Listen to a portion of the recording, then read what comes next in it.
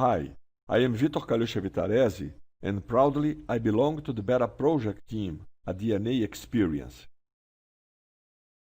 We decided to produce this lecture to explain to you, who enjoys these new multicolored bettas, what is the genetics behind them. We have many nicknames, where most popular are Koi, Fancy, Monster, Galaxy, Black Mamba or Black Samurai would be the same multicolored. However, what characterizes a betta be classified as, for example, a Koi, not a Fancy, or be identified as a monster, not as a galaxy. In short, what sets them apart?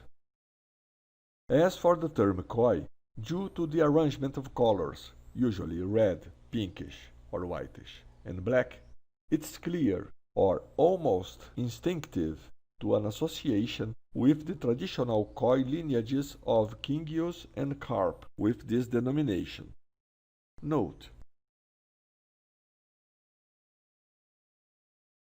as for the others' nicknames, I don't know for sure. However, I believe that the creators do the process of associating these nicknames with the bettas as follows.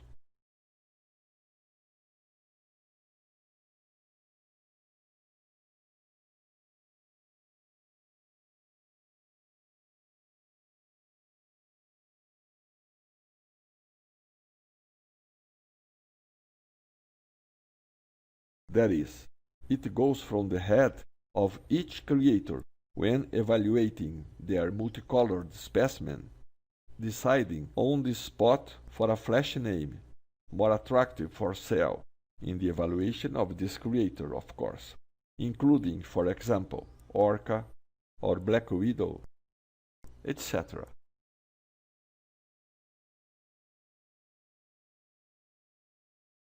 However, what matters to us in this lecture is not to try to define what phenotype is what, or in what way a nickname is associated with each phenotype, something that depends on the imagination of the creator, which is something totally subjective, but rather to show the existing genetics behind them all. So, from now on, I will refer to all these types of multicolored as AOC, acronym for any other colors, which means a betta with an undefined color arrangement and possessing the most varied colors in this arrangement. In addition, as we will see throughout this lecture, these AOC modify their appearances during their lives due to the action of two genes entitled marble and red loss. Let's start by commenting about the marble gene. In a simplified way, the marble gene can act on 1. The iridescent color present in the betta, and or 2. The opacity that may be present acting on this iridescent color, and or 3. The black pigmentation cells, the so-called melanophores. The action of the marble gene on the appearance of the betta is random, because it can act on any of these characteristics as follows. Either only on one of these traits, not acting on the others, or acting on combination of them, either 2 by 2 simultaneously, or acting on all of them together, which proved to be the most common case of occurrence. Another complicating factor is the uncertainty in how this gene will act on each of these items. As we said, the most common occurrence is the simultaneous action of the marble gene on all these traits, the iridescence, the opacity, and the melanophores. However, to show how unstable the performance of the marble gene is, this action may act individually. 1. Both partially and, in this case, also randomly, or true totally. So,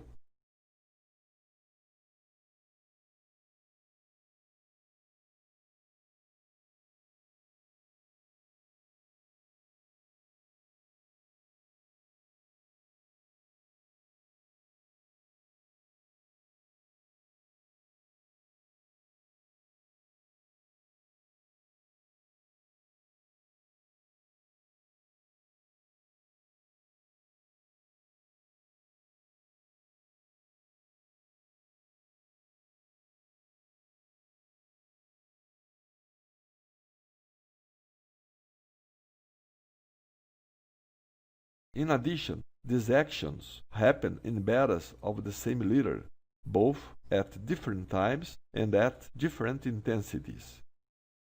In these photos, we can see the action of the marble gene on the same beta.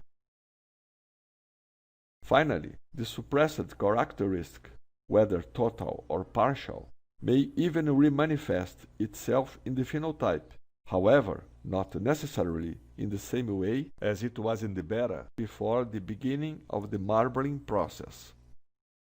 However, as in this presentation we only want to show how this reversal process can occur, we kept the same photos and therefore the same distributions of colors and dots. That is, all the action of the marble trait over the iridescence, the opacity, and the black pigmentation will always be impossible to predict. Similarly, the generic trait red loss. It acts on all kinds of red and on almost all types of non-red.